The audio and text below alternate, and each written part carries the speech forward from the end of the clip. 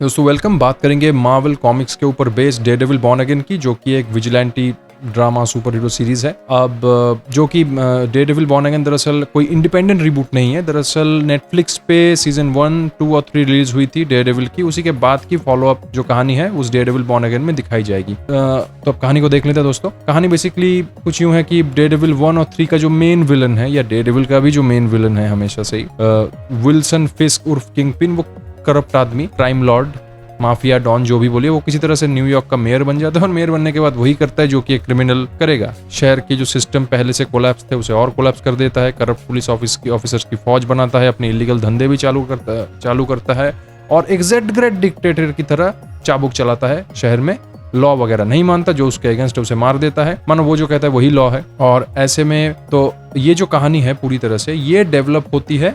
सब कुछ by the way उसके जेब में है। तो और ये जो मेन प्लॉट ये है, और ये धीरे धीरे डेवलप होते हुए सीजन 9 में डेवलप हो जाती है। सीजन 9 एपिसोड 9 में डेवलप हो जाती है। और एपिसोड 9 के पहले के जो एपिसोड्स है वहाँ कुछ प्लॉट्स आते हैं फिर चले जाते हैं।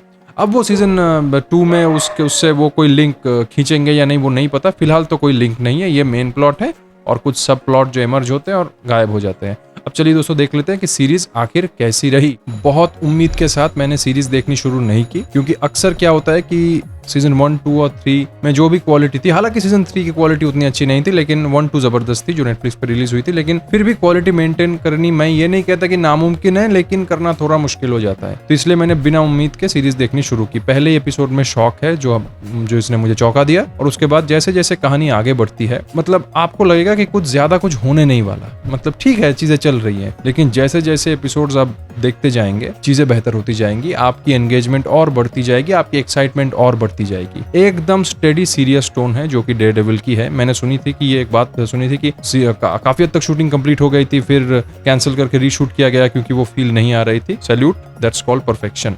तो जैसे ही एकदम सीरियस टोन है, कोई बीच में छिछोड़पंती कॉमेडी नहीं है, और जो सीन्स में इमोशन है वो इनफ है। और कुछ ऐसे डायलॉग्स भी है कि जो कहीं ना कहीं प्रैक्टिकल लाइफ विजडम कैरी करते हैं। जैसे कि मुझे लगा मैंने अंधेरे को हरा दिया, लेकिन मैंने उसे अपनी जगह, मतलब अपने अंदर मैंने उसे रहने की जगह दे दी, से लेकर बहुत सारे जबरदस्त ऐसे डायलॉग्स हैं जो कहीं ना कहीं आपको सोचने पे मजबूर करते हैं। कैरेक्टर डेवलपमेंट वाइज वो जो चार्ली कॉक्स जो डेयरडेविल का कैरेक्टर प्ले कर रहे हैं, मुझे तो वो सचमुच अंधा लगा। मतलब इतनी बेहतरीन एक्टिंग, मुझे लगा वो यही रोल करने के लिए पैदा हुआ है। और बाकी जो जॉन बर्नथल ने जो पनिशर का रोल किया, वो तो मुझे सच में ही ऐसा लगा कि उसके साथ वो रियल लाइफ में जो हुआ, रियल लाइफ में भी वही हुआ है। ऐसे उसके एक्सप्रेशंस थे एकदम नेचुरल। और भी जो कैरेक्टर्स थे बेहतरीन। काफी सारे विलन्स हैं और हीरो भी है और विलन्स भी हैं, कैरेक्टर्स हैं। मतलब डेयरडेविल के अलावा अदर हीरोज भी हैं एक दो, और विलन भी हैं। तो जब मैंने ट्रेलर देखा था, तभी जब ट्रेलर रिव्यू किया था मैंने, तो मुझे ऐसा लगा था कि बहुत से कैरेक्टर्स है, पता नहीं ठीक से इनकॉर्पोरेट कर पाएंगे या नहीं, लेकिन बेहतरीन तरीके से इनकॉर्पोरेट कर पाते हैं एकदम बैलेंस्ड वे में। पर यहाँ भी कहूंगा कि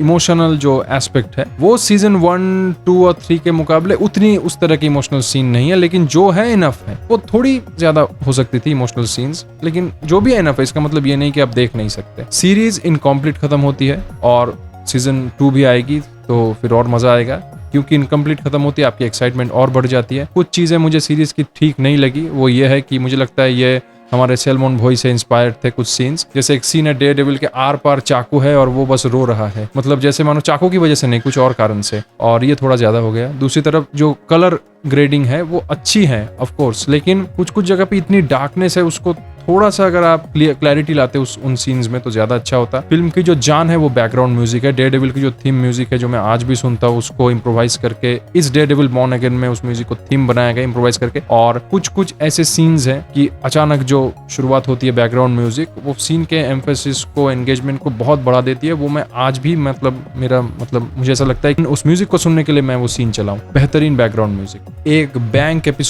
बैंक रॉबरी रिलेटेड एपिसोड है। वो एपिसोड क्यों है वो मुझे नहीं पता। मिस मार्वल को भी फ्यूचर में लाएंगे उस वजह से, मुझे नहीं पता, लेकिन अच्छा लगा। उस एपिसोड में हमारे इंडियन एक्टर मोहन कपूर साहब थे, तो लेकिन उसकी कोई जरूरत नहीं थी मेरे ख्याल से, या शायद थी, एपिसोड बढ़ाने के लिए कर दिया, जो भी हो खैर। और एक्शन दोस्तों, फिल्म की जो जान है एक्शन कोरियोग्राफी जबरदस्त है।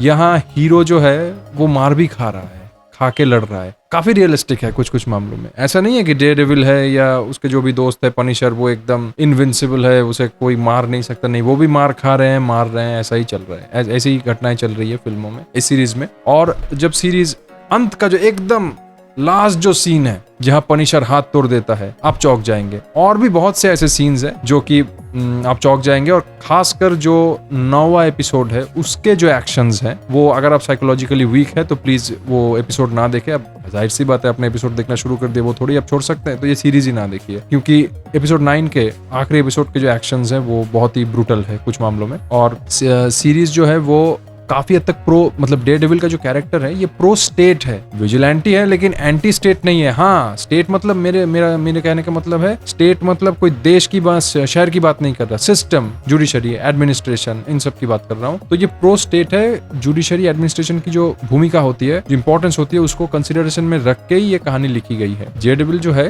ये विजिलेंटी जो सुपर हीरो है, वो खिलाफ है क्रिमिनल्स के और करप्ट लोगों के जो सिस्टम को करप्ट कर रहा है। ये ऐसा नहीं है कि क्रांति के नाम पे एकदम कैओस कर दिया, नहीं, पूरी तरह से प्रो स्टेट है और लाइक बैटमैन आप कह सकते हैं। और नेक्स्ट सीजन जो है वो 2026 में आएगी एज पर करंट इन्फॉर्मेशन, अगर सब कुछ सही रहा तो। वीएफएक्स की अगर बात करो, वीएफएक्स रिलेटेड कुछ उस हिसाब से सीन नहीं है। फिल्म की जो जान है वो ड्रामेटाइजेशन है। एक्शंस आपको देख के ये आप रियलाइज करेंगे कि एक्शन जो है वो बस कहानी को आगे बढ़ाने का एक मीडियम है। आपको इसमें कोर्ट रूम ड्रामा की भी फील आएगी, मिस्ट्री की भी फील आएगी। और अंत में आप ये देखेंगे सीजन 2 में कि शहर को बचाने के लिए डेयरडेविल जो टीम तैयार करने की कोशिश करते हैं, उसमें कुछ बुरे लोग भी होंगे, क्योंकि आफ्टर ऑल ये सीरीज इन डेप्थ ये कहना चाहती है, मुझे ऐसा लगता है, मैं गलत भी हो सकता हूँ अगर वो कुछ बुरे लोग हुए, कि भले ही आप अच्छे हो या बुरे हो, शहर तो आपका है ना। आप कितने हद तक बुरे हो, आप उतने तो बुरे नहीं हो कि शहर बर्बाद हो जाए, मुझे फर्क नहीं पड़ता। आपको अगर बुराई करनी भी है तो उसके लिए भी तो शहर का होना जरूरी है। तो मुझे ऐसा लगता है कि वो जो कैरेक्टर है बुल्सआई पॉइंटडेक्स्टर, वो बेंजामिन पॉइंटडेक्स्टर, वो शायद टीम अप कर सकता है, मुझे ऐसा लगता है, मैं गलत भी हो सकता हूँ। तो देखते हैं क्या होता है। बहुत एक्साइटेड हूँ सीजन 2 के लिए। तो दोस्तों यही था हमारा रिव्यू, मिलते हैं किसी नए वीडियो में।